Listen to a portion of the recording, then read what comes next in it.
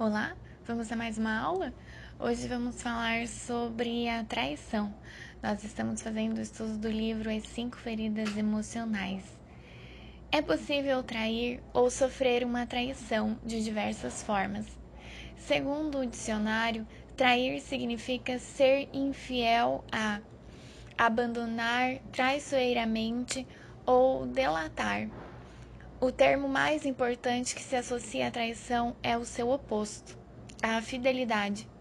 Ser fiel é cumprir seus compromissos, ser leal e devotado.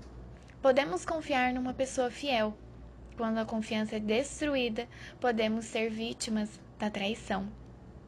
Essa ferida é despertada entre os 2 e os 4 anos de idade, no momento em que a energia sexual se desenvolve, engendrando assim o complexo de Édipo.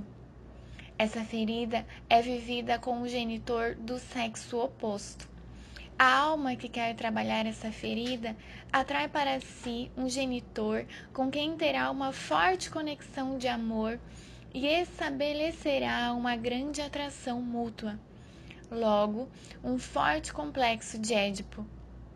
Segundo Sigmund Freud, criador da psicanálise e da teoria do complexo de Édipo, todos nós vivemos esse complexo, mas em diferentes graus. Toda criança, sobretudo entre 2 e 6 anos, apaixona-se pelo genitor do sexo oposto ou pela pessoa que desempenha esse papel, pois é nessa idade que sua energia sexual se desenvolve. Daí em diante, a criança passa a lidar com a sua força vital, sua força sexual, a que representa sua capacidade de criar. É natural que ao nascer o bebê grude na mãe e tenha uma enorme necessidade de sua atenção e de seus cuidados. Mas a mãe deve seguir com as suas atividades cotidianas e cuidar dos outros membros da família também, como fazia antes da chegada do bebê. Se ela se curvar a todos os seus caprichos a ponto de se tornar sua escrava, a criança pode começar a achar que pode substituir o pai e satisfazer a mãe sozinha. Nesse caso, o Dr. Freud dizia que a criança não passará pela fase edipiana essencial ao seu desenvolvimento, o que lhe será muito prejudicial psicologicamente e sexualmente quando adulta. Atravessar bem a fase edipiana significa que a criança foi capaz de reconhecer que o pai foi essencial em sua criação, mesmo que ele não esteja presente. A mãe deve fazer a criança perceber que esse pai existe e que é tão importante quanto ela própria. Assim que a criança começa a compreender que houve a união dos dois sexos para concebê-la, ela desenvolve o interesse pelo sexo oposto. Desenvolve então um desejo inconsciente de fazer um bebê com o genitor do sexo oposto. Ao mesmo tempo, é seu poder de criação que se desenvolve. Isso explica o comportamento das meninas que tentam seduzir o pai e dos meninos a mãe. Eles fazem de tudo para obter o afeto do genitor do sexo oposto e vão tentar protegê-lo, apesar da decepção de não receber a atenção desejada. Quando o genitor do mesmo sexo da criança magoa do sexo oposto, a criança vivencia essa mágoa e pode chegar a desejar a morte do genitor que ela vê como vilão. Infelizmente, na maior parte do tempo, o complexo de Édipo é mal vivenciado, porque a mãe é possessiva demais em relação ao filho e o pai em relação à filha. Quanto mais desvalorizado o pai, mais difícil resolver o complexo de Édipo. Observei que aqueles que são vítimas de traição não resolveram seu complexo de Édipo quando jovens.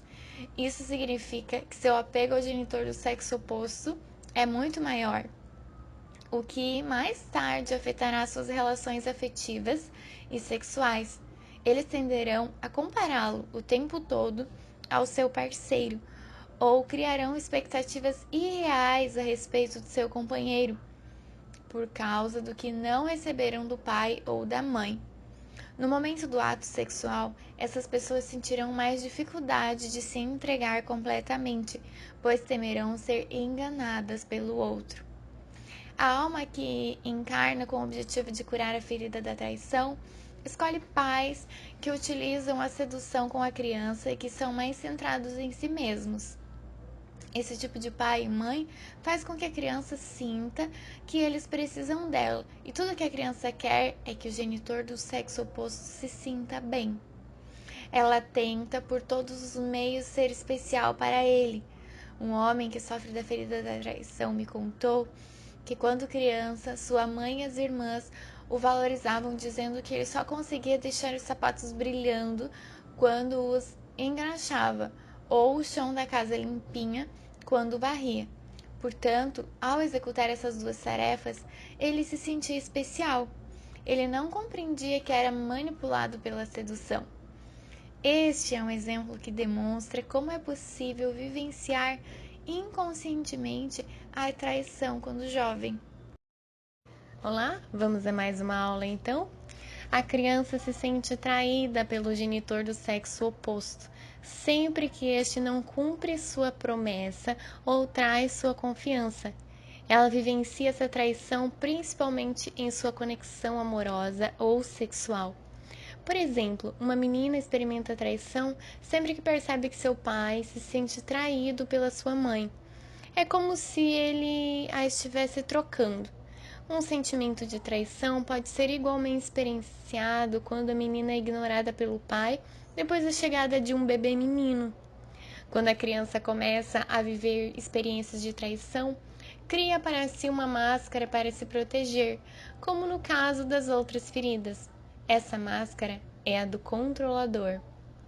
O tipo de controle que ele exerce não é motivado pela mesma razão que o controle exercido pelo masoquista.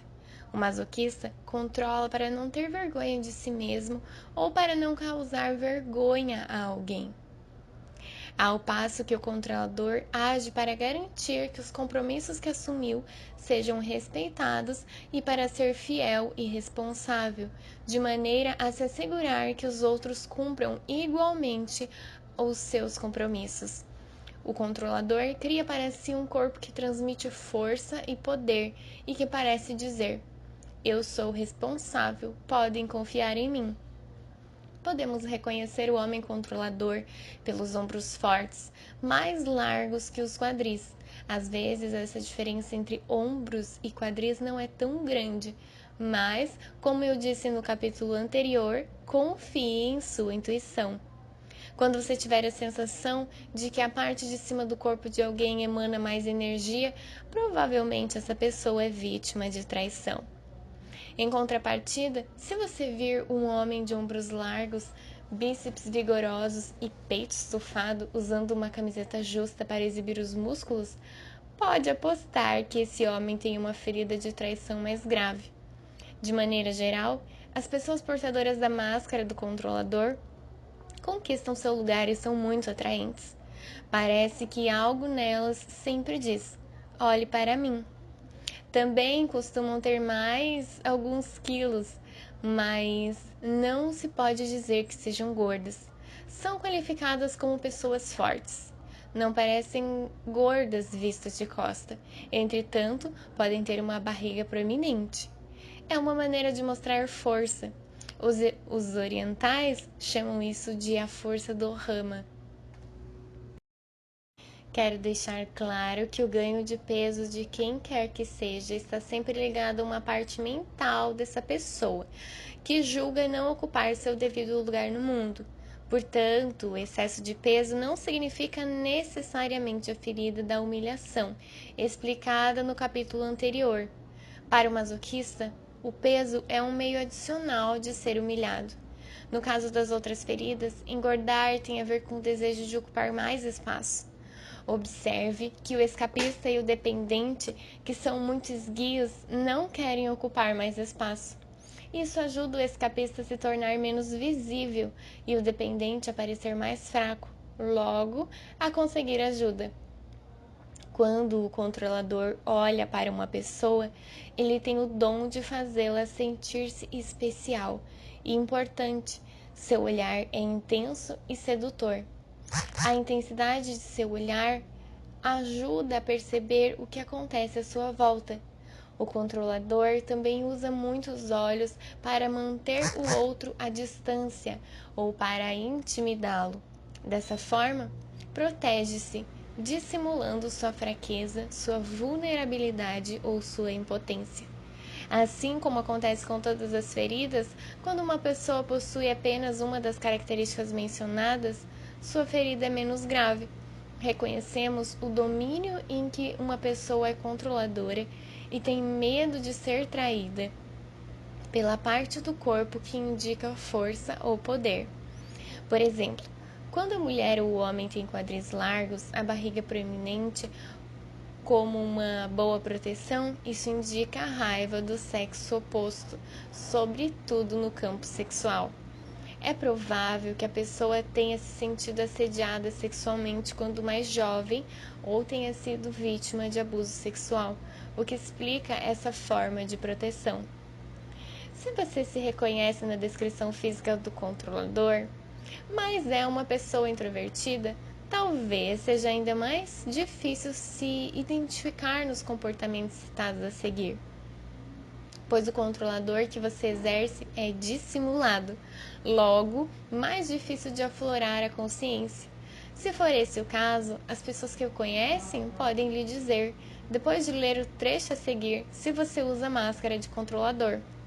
Quando a pessoa é mais extrovertida, seu controle é mais aparente e fácil de consertar. Quanto ao comportamento e às atitudes do controlador, a força é uma das características comuns a todas as pessoas que têm uma ferida de traição. É importante para elas exibir força e principalmente coragem. Muito exigentes consigo mesmas, querem mostrar aos outros do que são capazes.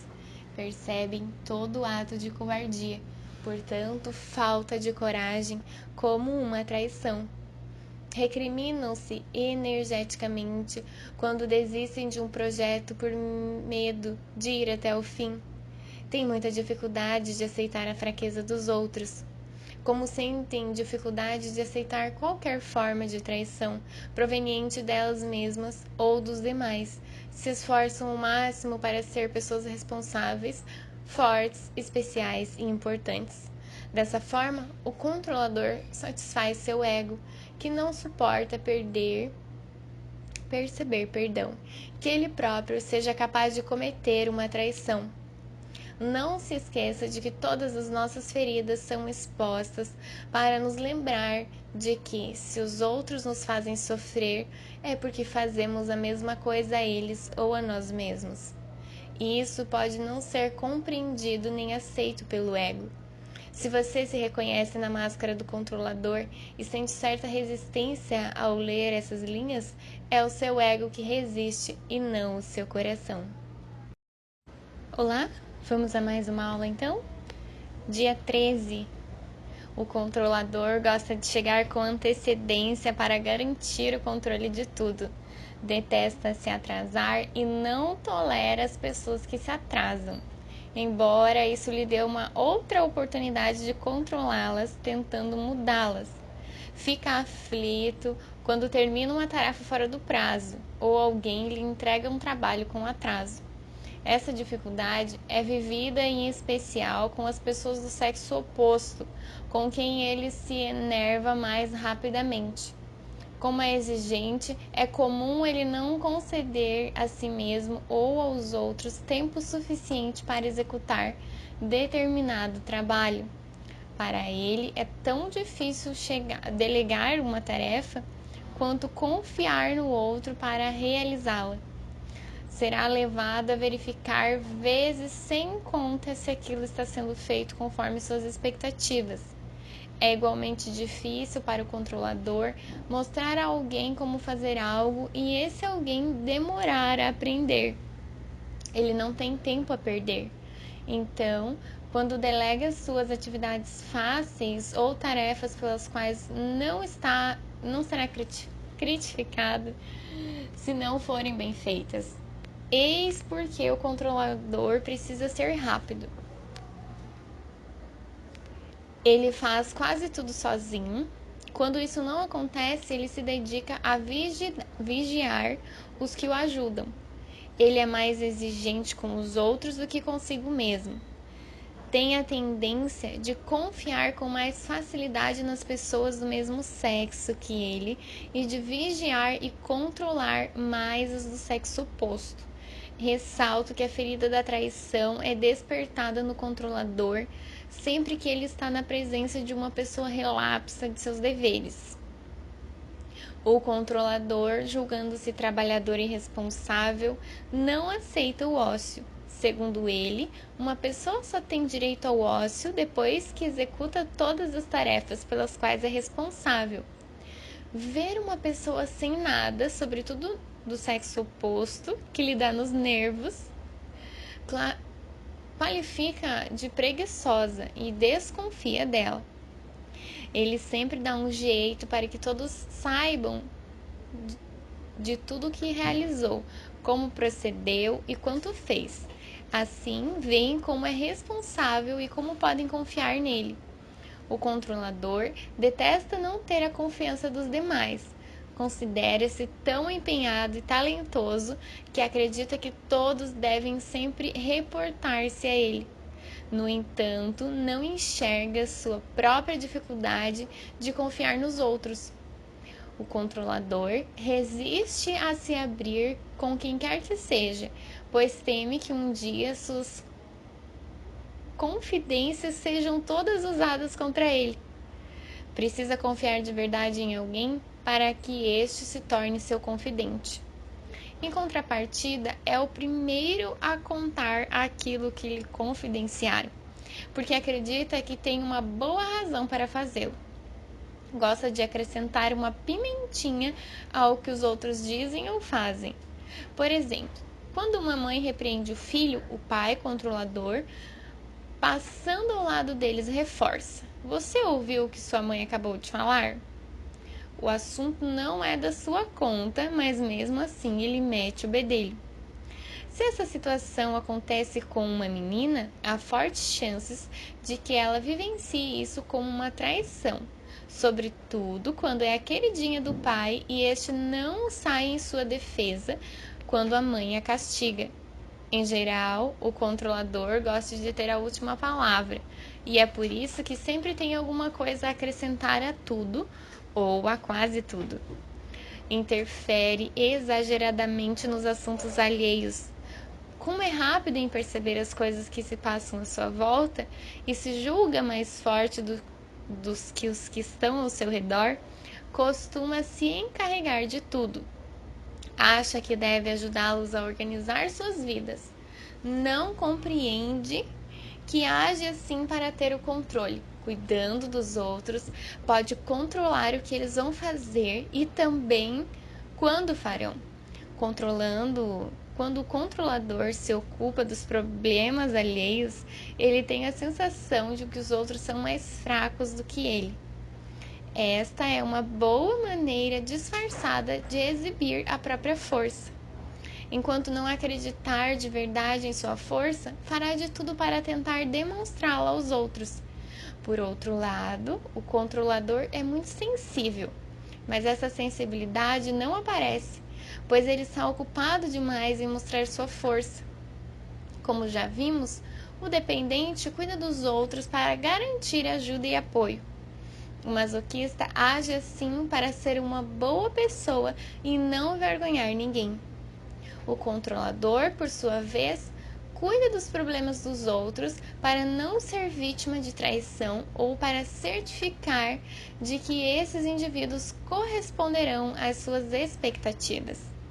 Se você se vê como uma pessoa que se julga responsável por dar um jeito na vida de todos aqueles a quem ama, sugiro que analise detidamente sua motivação. O ego do controlador prevalece facilmente quando alguém o repreende, pois ele não gosta de ser vigiado, em especial por outro controlador. Experimenta grande inquietação diante de pessoas autoritárias, pois julga que elas querem controlá-lo. justifica-se e sempre encontra uma boa razão para fazer as coisas à sua maneira. Admite com bastante dificuldade seus medos e recusa-se a falar de suas fraquezas. Desde criança, gosta de fazer as coisas sozinho. Ele quer fazer tudo do seu jeito, mas adora que os outros o reconheçam, o felicitem e principalmente notem o que fez. Ele evita mostrar sua vulnerabilidade, temendo que outra pessoa se aproveite disso e o controle. Gosta de se mostrar impetuoso, corajoso, forte, sempre que possível. Costuma se guiar pela própria cabeça. Diz aos outros o que querem ouvir, mas só faz o que quer. Eis um exemplo. Um dia, meu marido e eu contratamos um homem do tipo controlador para fazer uns reparos lá em casa. Expliquei-lhe o que queria que fizesse e por onde gostaria que começasse. Percebi que ele não estava concordando nem gostando que eu lhe dissesse o que fazer, uma vez que era ele o especialista. Tentou me convencer a adotar sua maneira de ver as coisas, sem levar em conta as minhas prioridades. Respondi que compreendia seu ponto de vista, mas que, considerando nossas necessidades, meu marido e eu preferíamos outra coisa. Está bem, respondeu ele. 2 dias mais tarde, no entanto, descobri que ele tinha feito tudo do jeito dele. Quando lhe comuniquei meu desagrado, pois não fizera nada como eu havia pedido, suas justificativas já estavam todas prontas. Ele deu um jeito de ter a última palavra, pois já era tarde demais para refazer tudo. Mencionei anteriormente que o controlador não gosta das pessoas autoritárias, mas ele não se dá conta do número de ocasiões em que dá as ordens e decide pelos outros. Acho muito curioso observar um controlador ocupando um cargo de direção ou vigilância em um lugar público, como um restaurante, um hospital ou uma loja. Ele quer saber tudo o que se passa, dá sua opinião sem que esteja solicitada. Não consegue se abster de acrescentar um comentário ao que os outros fazem ou dizem. Certo dia, num restaurante, observei um garçom controlador dar ordens a outro garçom que tinha todas as características do escapista. O controlador dizia sem parar ao escapista como ele deveria servir e o escapista erguia os olhos para o teto em sinal de irritação. Eu acabara de transmitir minhas impressões ao meu marido, dizendo-lhe que aqueles dois eram bem capazes de se engalfinhar. Quando o jovem escapista que nos serviu dirigiu-se à nossa mesa e começou a nos contar como a situação estava difícil para ele e que planejava pedir demissão em breve. Conhecendo essas feridas, não me admirei ao ouvir tais declarações, pois um escapista que se sente muito rejeitado prefere fugir a enfrentar a situação. O mais interessante nessa história é que o garçom controlador não era sequer seu chefe ou superior. Simplesmente julgara por bem transformar o outro em um profissional tão bom quanto ele próprio. O controlador parecia dominar bem a clientela, se mostrava muito orgulhoso com seu trabalho e não se dava conta de sua atitude autoritária. Estava mais ocupado em mostrar ao patrão que era um bom funcionário e que podia confiar nele em qualquer situação. Do seu ponto de vista, o outro garçom deveria lhe ser grato pela ajuda que ele oferecia. O que chamamos controle, o controlador chama de ajuda.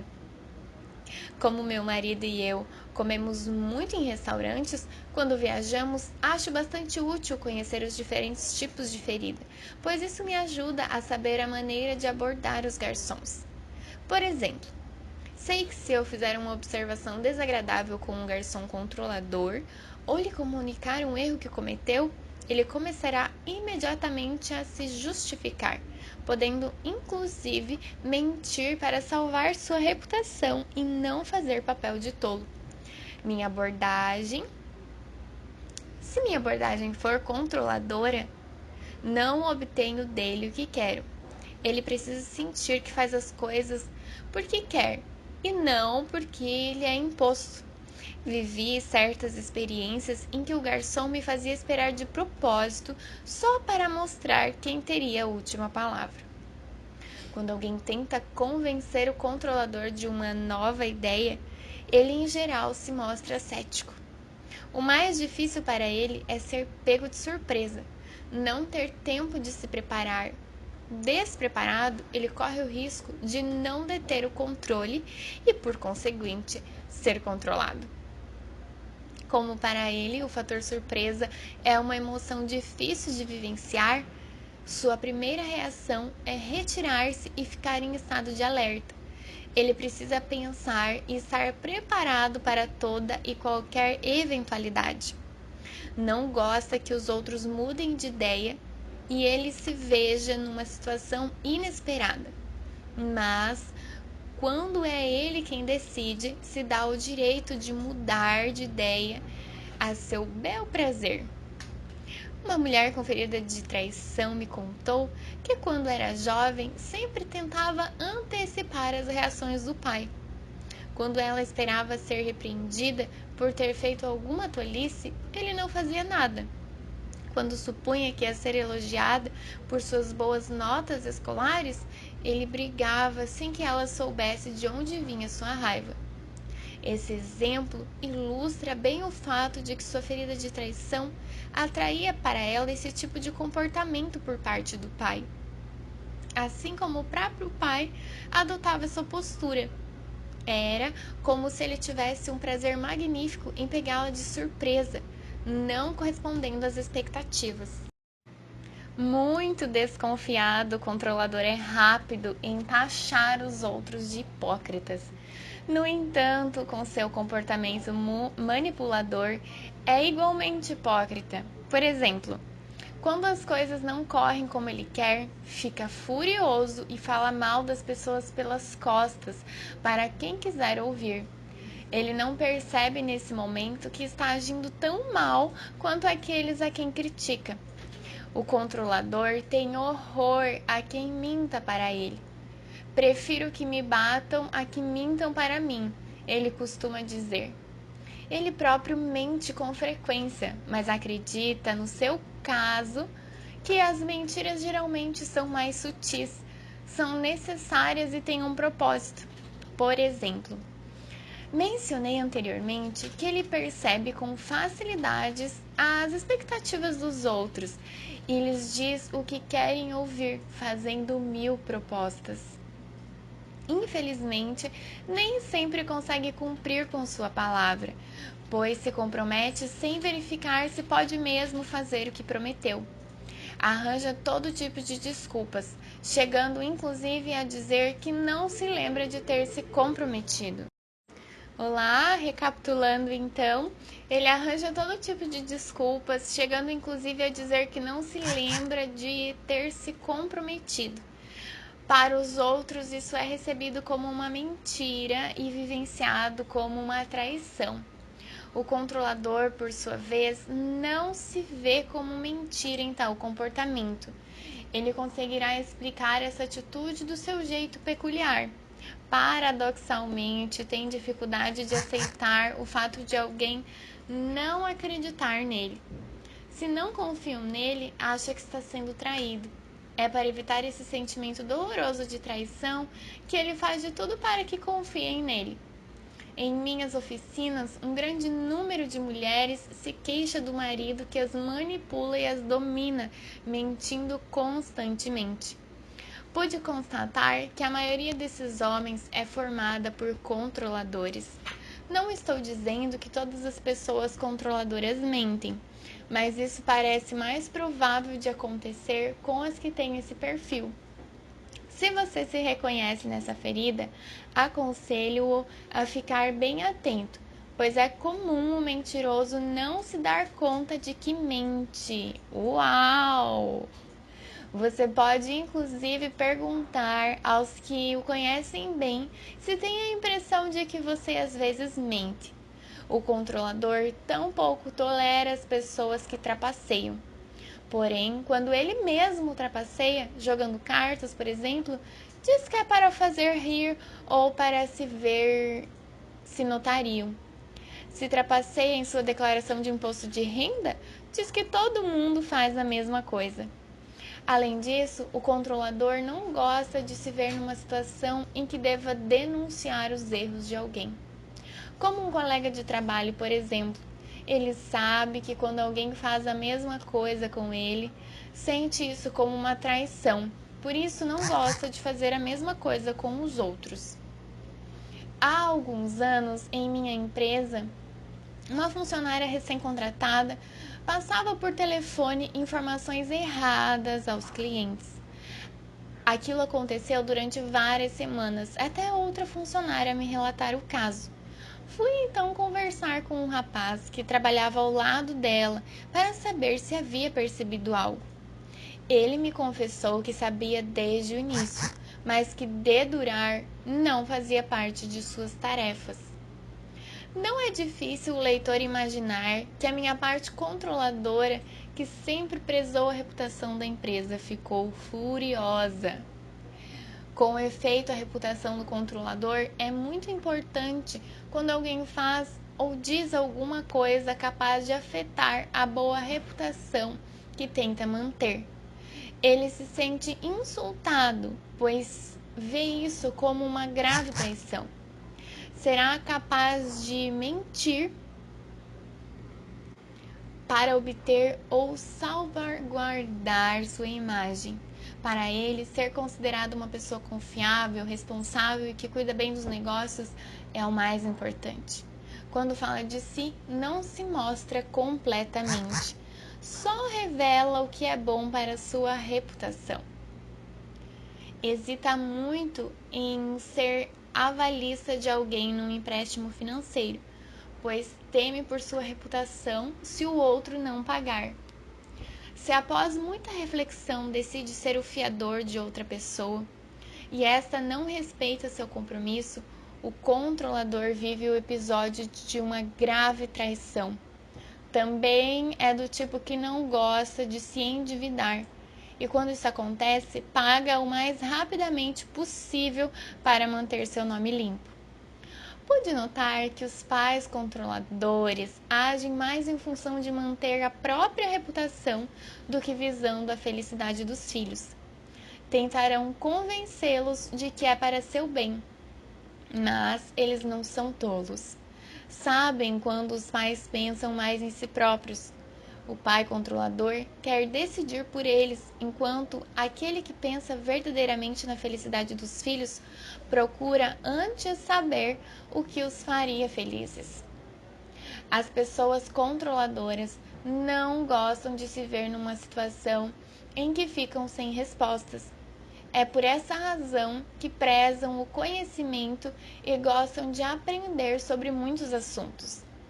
Quando alguém lhes faz uma pergunta, tentam achar uma resposta mesmo correndo o risco de dizer uma tolice, pois para elas é muito difícil responder não sei. Quando alguém diz eu não sabia, o controlador julga ser quase um dever replicar, pois eu sabia. Não lembro de onde li isso, mas eu sabia. Ou isso não me é estranho. Infelizmente, nem sempre é verdade. Eu já sabia é uma expressão muito usada pelo controlador. Ele se sente ofendido quando se intrometem em seus assuntos. Se uma pessoa intervém ou responde em seu lugar, sente-se igualmente ofendido, pois acha que o outro não confia em sua capacidade. Ele não se dá conta de que volta e meia intervém e fala pelos outros. Por exemplo, um homem casado com uma mulher dependente, na ferida do abandono, estará sempre lhe dizendo como e por que fazer isso ou aquilo. Infelizmente, esse tipo de mulher sofre em silêncio.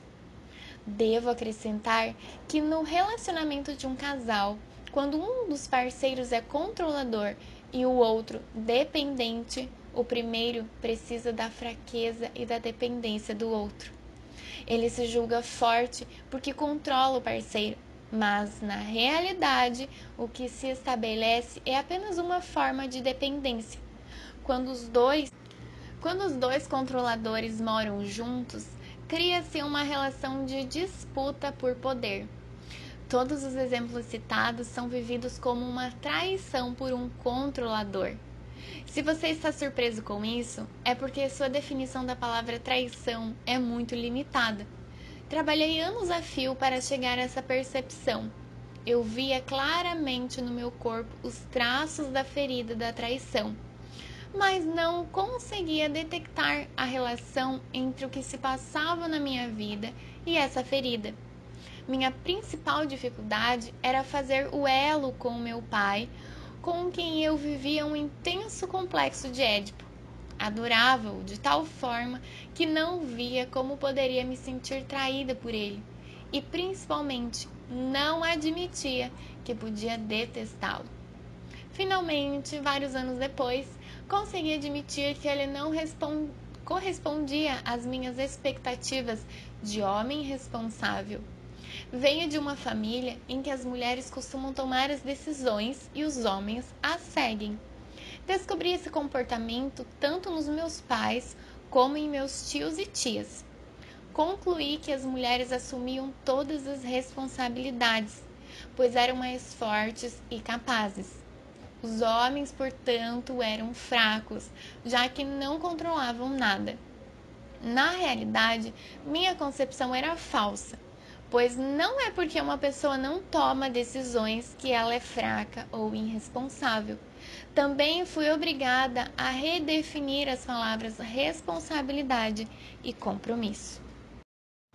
Quando me dei um tempo para repensar o que acontecera na minha infância, compreendi que minha mãe tomava a maior parte das decisões, mas que meu pai cumpria todos os compromissos que assumia com ela, bem como suas responsabilidades.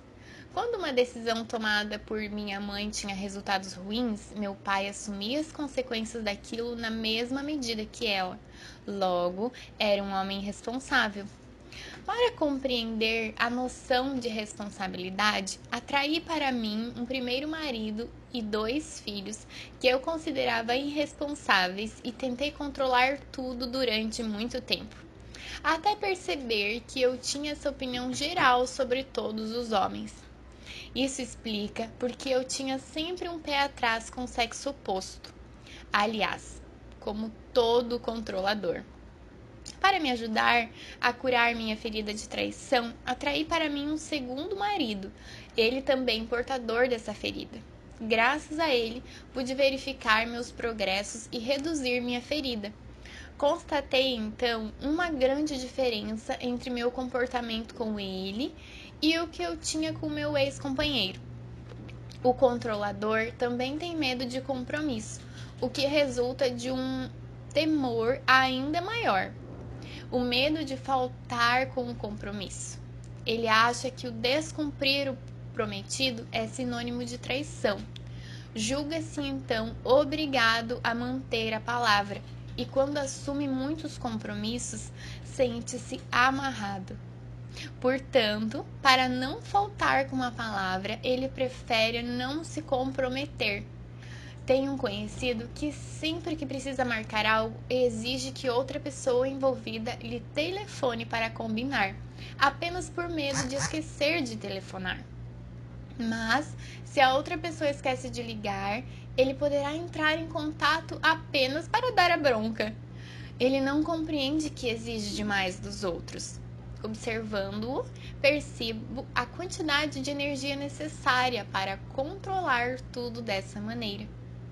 Esse comportamento só o estimula a alimentar sua ferida da traição. Pessoas portadoras da ferida da traição sofrem com o fato de o genitor do sexo oposto não cumprir seu compromisso de acordo com as expectativas que a criança tinha de um pai ideal. Conheço um senhor, hoje com mais de 60 anos, que na adolescência morava sozinho com a mãe, que saía com todos os homens que não hesitassem em gastar muito dinheiro com ela. Ele tinha 15 anos quando a mãe foi embora com aquele que se dispôs a lhe oferecer uma fortuna. ela colocou o filho no internato, o que o fez sofrer de abandono e, sobretudo, traição. Adulto, sua maneira de atrair as mulheres era gastar dinheiro com elas e não se comprometer efetivamente em uma relação. Julgava assim vingar-se da mãe, mas na realidade ele precisava curar a mesma ferida que aqueles homens que ele julgava seduzirem sua mãe com dinheiro. Em minhas oficinas, muitas participantes relataram que ao engravidarem de um homem que tinha medo de se comprometer, ele insistia que fizessem um aborto. Esse tipo de incidente nas portadoras da ferida da traição traz uma nova camada ferida. É muito duro aceitar a ideia de que o parceiro se nega a assumir a responsabilidade pela criança que quer nascer. Mencionei anteriormente que o controlador reluta em confiar em alguém. No entanto, ele demonstra mais confiança quando há interesse sexual envolvido. Ele é muito sedutor, mas sua ferida é tão grave que ele prefere que as pessoas do sexo oposto sejam amigos em vez de namorados. Sente-se mais confiante com amigos. Usa frequentemente a sedução para manipular os outros e, em geral, é muito bem sucedido nisso. O controlador será, por exemplo, o genro preferido da sogra, pois a terá encantado com belas palavras. Em contrapartida, ficará ressabiado diante de outro sedutor. Ele sabe de imediato quando o outro tenta seduzi-lo e não se deixa levar. Ao falar de sedução, não me refiro necessariamente à sedução na esfera sexual.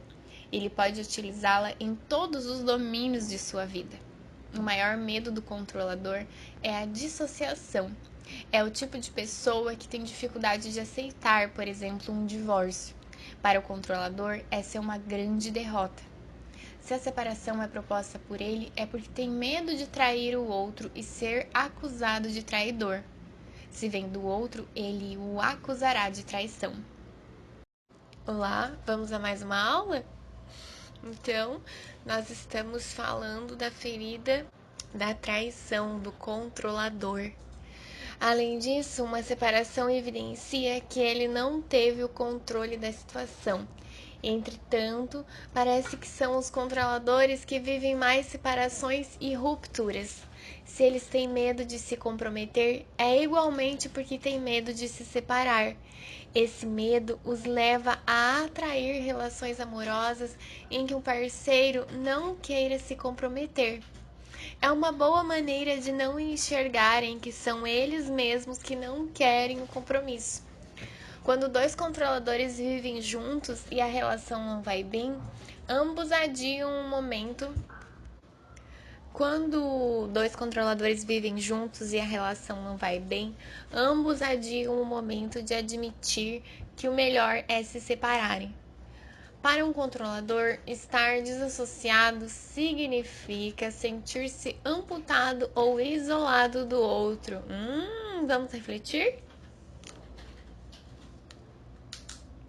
A propósito, a palavra desassociado é comum em seu vocabulário. Certa vez, uma mulher me contou que basta se desentender com o marido para se sentir cortada ao meio, desesperada, com medo de uma separação. Em tal situação, perde completamente a autoconfiança.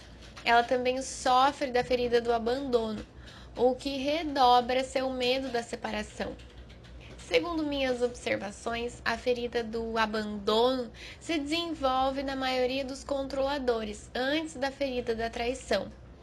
Os que decidem muito jovens não enxergar ou não aceitar o seu lado dependente encontram a força necessária para esconder sua ferida de abandono. É nesse momento que começam a cultivar uma máscara de controlador. Se olharmos bem para essa pessoa, podemos ver a máscara de dependente em seus olhos, tristes ou caídos, em sua boca caída ou em alguma parte do seu corpo com pouco tônus.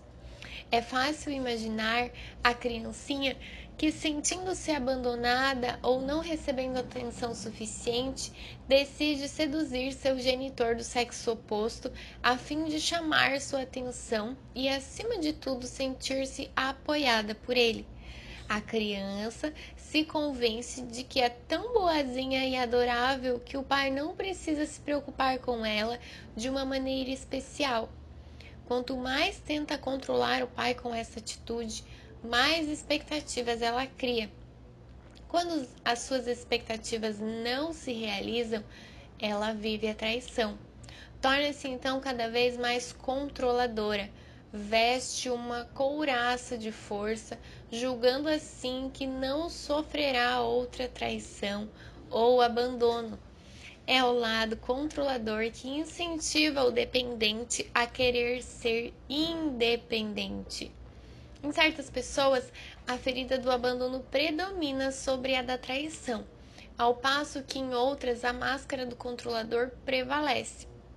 O homem que desenvolve belos músculos graças à musculação, como mencionado no capítulo sobre a ferida do abandono, mas cujo corpo volta a ficar flácido quando ele para de fazer exercícios, é um bom exemplo de uma pessoa com ferida da traição e do abandono.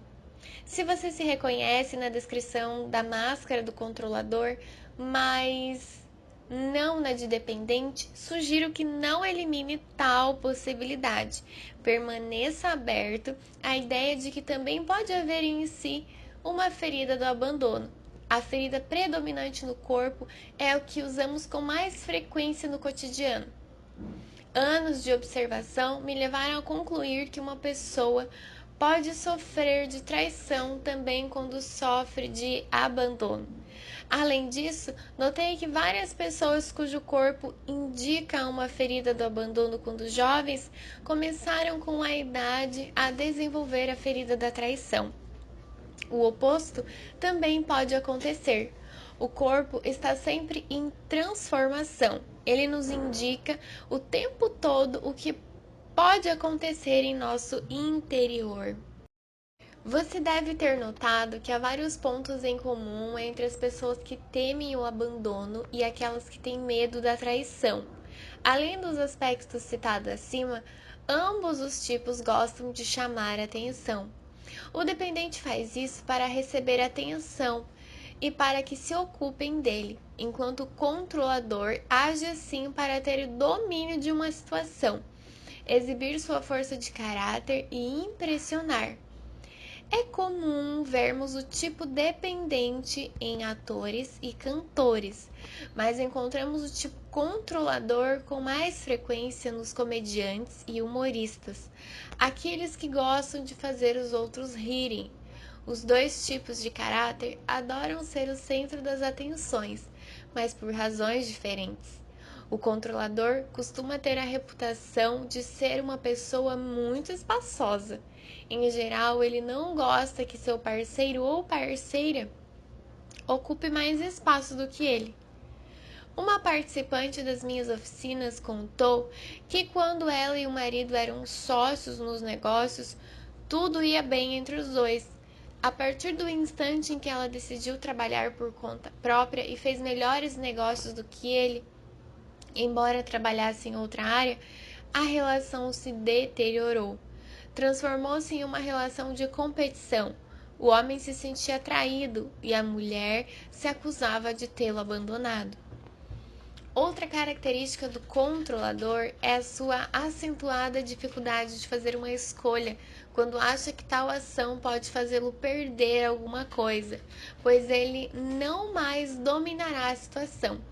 Isso explica porque o controlador às vezes tem dificuldade de se decidir, ou é acusado de refletir demais. Quando está seguro de si e no domínio do que está à sua volta, ele não hesita. Essa dificuldade de se separar se manifesta igualmente no trabalho. Se ele administra o próprio empreendimento, pode se colocar numa situação difícil, num sério endividamento, por exemplo, antes de confessar que não consegue mais continuar. Como funcionário, o controlador costuma ocupar cargos de chefia. É sempre difícil ele abandonar uma empresa, mas também é muito difícil para ele aceitar que uma pessoa de sua confiança decida deixá-lo. Em geral, isso lhe causa raiva e agressividade. O controlador, em geral, tem alma de chefe, gosta de dirigir outras pessoas, tem medo de parar de controlar, pois acha que fazendo isso não será mais um líder. Mas na verdade é justamente o contrário. Quando o controlador deixa de controlar e se limita a dirigir apenas, ele se torna chefe bem melhor. Então, existe uma diferença, pessoal, prestem bem atenção que eu vou ler de novo. Quando o controlador deixa de controlar e se limita apenas a dirigir, ele se torna um chefe bem melhor. Olha a diferença entre mandar no outro e saber ensinar o outro como agir. Existe uma diferença entre controlar e dirigir. Controlar é conduzir, administrar ou governar a influência sobre o medo. Dirigir significa a mesma coisa, mas excluindo-se do medo. É dar uma direção sem necessariamente querer que a outra pessoa chegue lá à nossa maneira. É possível ser um chefe e continuar a aprender coisas com subordinados. Sua alma de chefe às vezes o leva a liderar uma empresa, mas suas expectativas e o controle que ele exerce lhe dão muito estresse. Embora seja difícil para o controlador deixar as coisas seguirem seu rumo, é urgente e necessário que ele adote essa prática. Outro grande medo do controlador é a renegação. Para ele, ser renegado significa ser traído. Ele não percebe o número de vezes que exclui os outros, eliminando-os da sua vida. Por exemplo, ele se negará a dar outra chance a um indivíduo em quem perdeu a confiança. Quando está com raiva ou algo não acontece segundo as suas expectativas, ele pode facilmente dar as costas a alguém no meio de uma conversa. Já mencionei que ele tem dificuldade com a covardia, a mentira e a hipocrisia. Ele afasta qualquer pessoa que se comporte assim. Perdi a conta das vezes em que ouvi pessoas controladoras dizendo: "Não quero mais nem ouvir falar de fulano." Elas não percebem que com essa atitude estão renegando os outros. Como o controlador é sedutor, sua vida sexual só é satisfatória se for resultado de uma sedução. Quando a paixão dentro dele começa a se extinguir, ele dá um jeito para que a ideia de terminar a relação parta do outro. Assim não será acusado de traição, embora se sinta mal por não ter conseguido controlar a situação. A mulher controladora às vezes tem a impressão de ser dominada pelo homem e não aprecia isso. Gosta de fazer amor quando a iniciativa parte dela, quando decide se deixar seduzir ou ela própria tem vontade de cortejar o parceiro. O homem controlador também gosta de ter a iniciativa. Quando um controlador, homem ou mulher, deseja fazer amor e o outro recusa, ele se sente traído. Não consegue entender que o parceiro que o ama pode não estar com vontade de fazer sexo. Os problemas sexuais resultam principalmente de um apego excessivo ao genitor do sexo oposto e do complexo de Édipo não resolvido.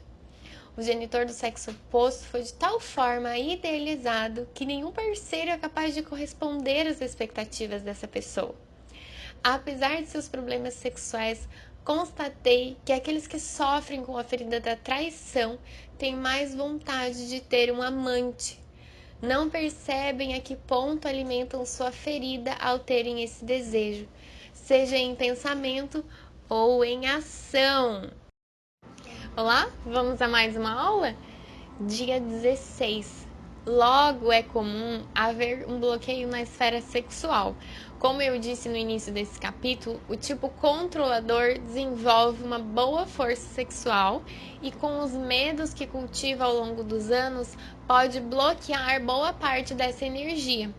O controlador pode, inclusive, chegar a renegar completamente sua vida sexual.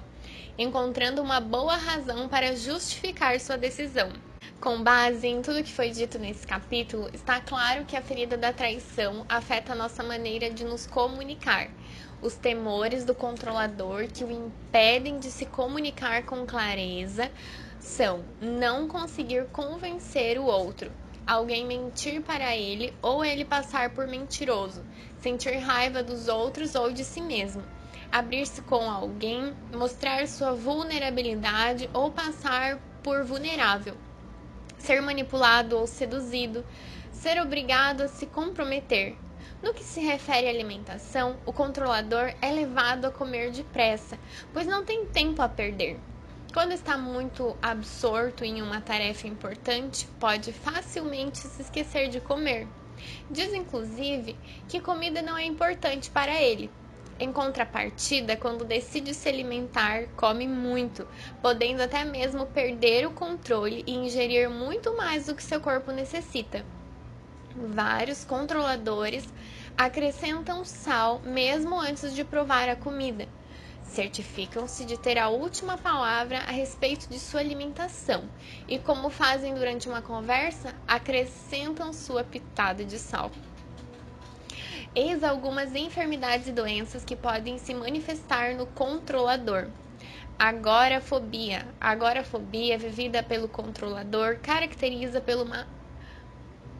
mais pelo medo da loucura, ao passo que o portador da máscara de dependente tem medo da morte.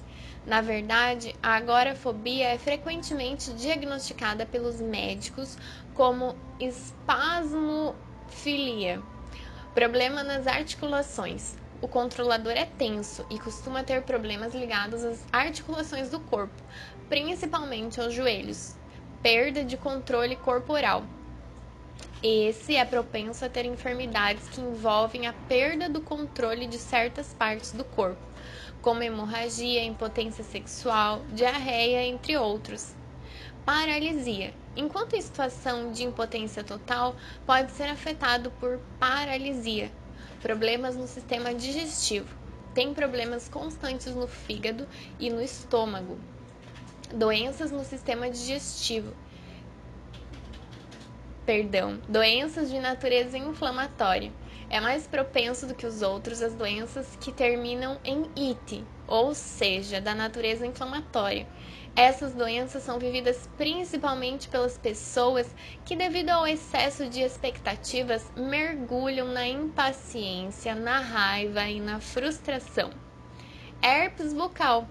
É comum um controlador sofrer de herpes bucal, afecção que se manifesta quando ele acusa, conscientemente ou não, o sexo oposto de ser nojento. É também um meio de controle para não ter que beijar o outro. Olha, altas revelações, hein, pessoal? Vamos nos atentar.